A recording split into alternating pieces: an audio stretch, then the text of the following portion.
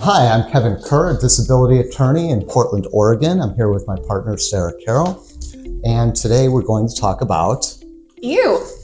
If you guys don't know, Kevin was actually my mentor when I first started.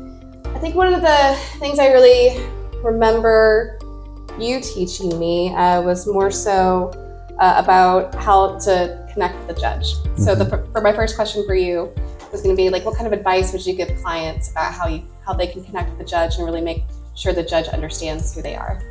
Well, I think giving detailed descriptions, also keeping on point and really being relevant. I mean, a lot of these judges have scheduled these hearings very tightly, so they want you to get to the point and really talk about your conditions and how they actually affect you. I think a lot of claimants make the mistake of talking about family members or a family history, but the judges are really looking at specifics about you.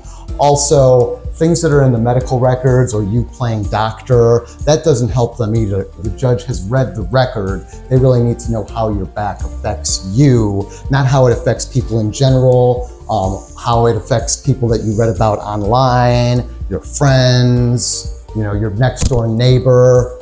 They really need to hear from you in the limited amount of time they have for the hearing. Is there something from a client's testimony that you really remember? So something that a client said to a judge and you're like, whoa, if I were a judge, I would absolutely believe that or understand where that person's coming from. Maybe it's a little bit different, but it sticks with me still to this day. I had used a client's statement that they got from his ex-girlfriend that he was living with, but then also the ex-girlfriend's daughter, somebody that really had no connection to him and had no reason to lie. And this was the SSA third-party function report. So, I mean, you're signing this under penalty of perjury. This is like her mother's ex-boyfriend, okay? Why would she lie? But she basically described his activities of daily living as laying around on the couch, not even able to do his own laundry, wearing the same dirty sweatshirt. Just so happened that he was wearing the same dirty sweatshirt in the hearing. When I asked him about it, he started crying and started admitting, yes, I can't do things anymore. I can't even do the laundry, and it really connected with the judge. Why would these people be lying about this?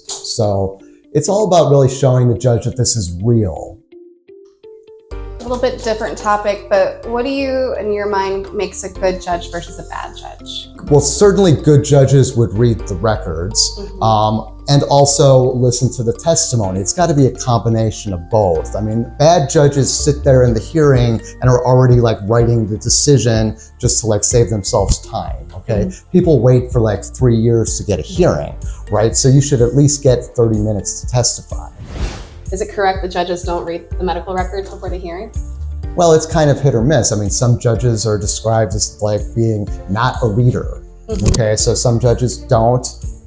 Some judges are reading medical records just to find ways to deny you, find inconsistencies, find every time you had a positive drug test or every time you talk about doing side jobs or any other activities that are going to show you're not disabled. So sometimes the judges that read the records the most are really doing it for the purpose of denying you. Right. The other thing is that judges coming in without any preconceived notions. One of your favorite judges who recently retired, she would always talk about how a knee couldn't be disabling.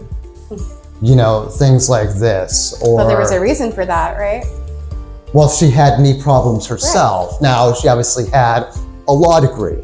Now, if you are an unskilled worker, have limited skills, vocational background, a knee injury is going to make more of a difference than somebody with an advanced degree.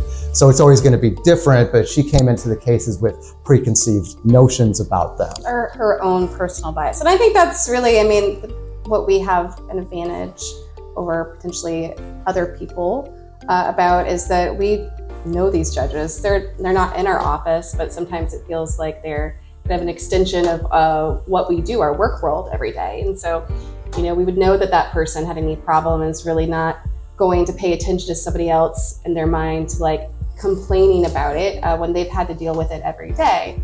But I think by knowing that, Potentially we can do some things to help the judge open it up and really make it real for them, maybe in a way they weren't thinking of. Yeah, it definitely helps to know the judges. The judge we were just talking about, she would get very irritated if people went off on tangents, were not answering the questions directly. So knowing her, we would be able to actually, give you good advice about how to testify, how not to testify. So that's one of the major advantages of having a local attorney.